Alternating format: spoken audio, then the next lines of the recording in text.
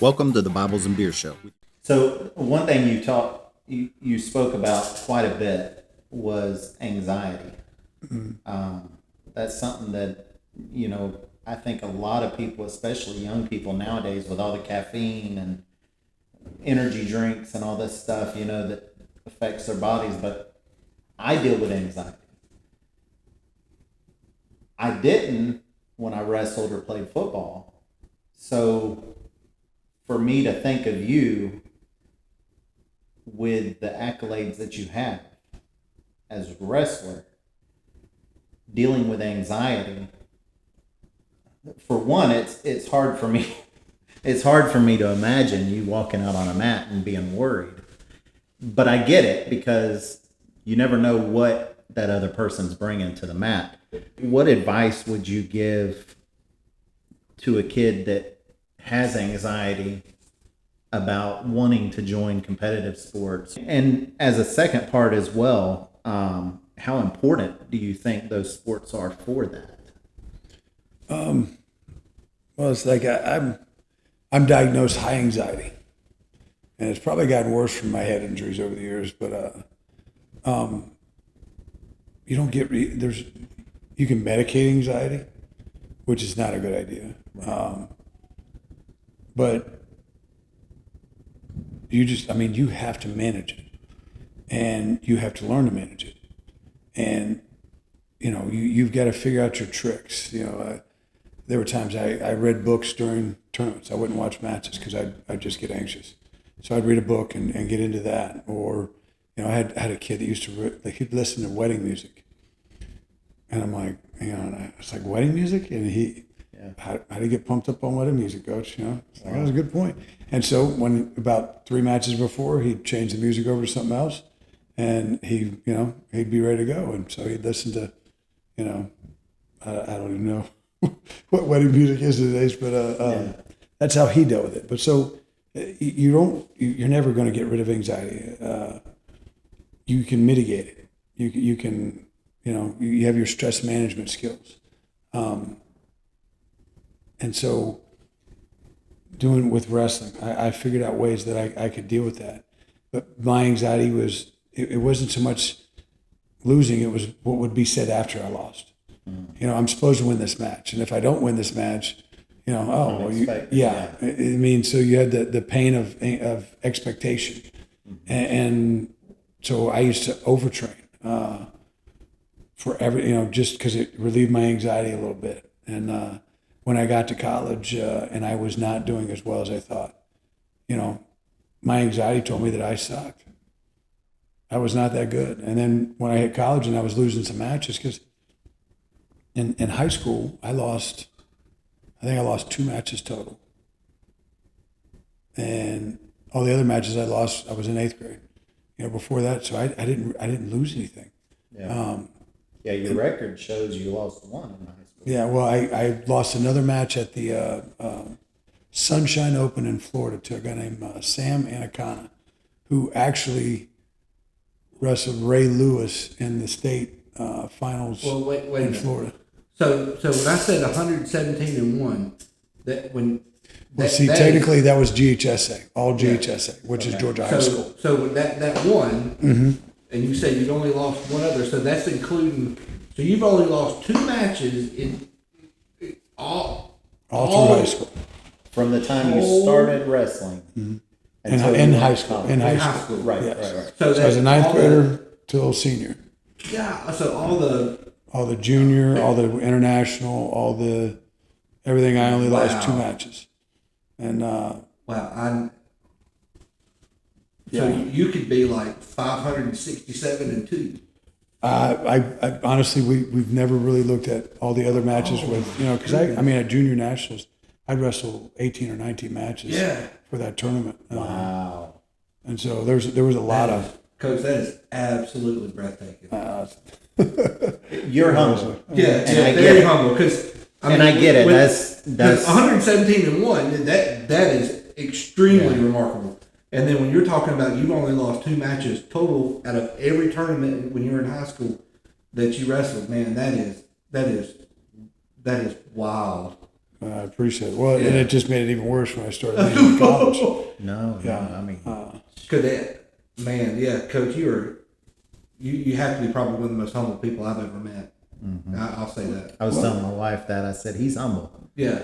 I've watched a couple interviews online with you and then preparing for this and to get information. So I knew kind of the direction to go with some questions, but I don't think I realized it was that Well, 117-1. I was like, wow, that's impressive.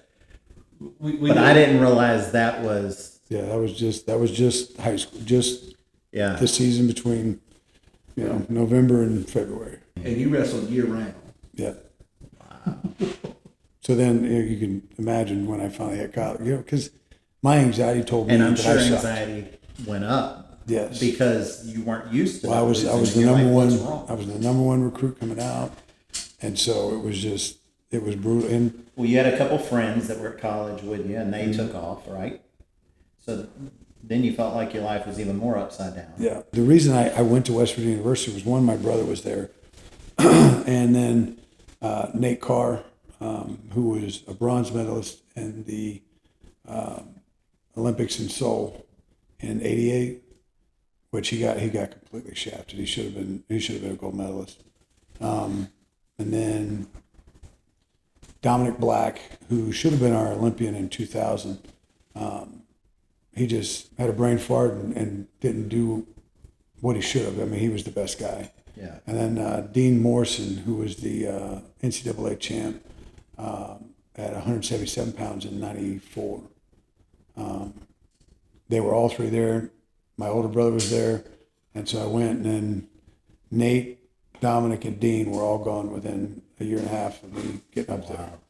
And which I had some good teammates, but I didn't have a heavyweight coach that I needed, and I didn't find what I needed to find to be successful. And part of my anxiety is that I always thought I was not good enough. I thought I was just I'd figured out some things and I was beating some people, but eventually they were going to figure me out.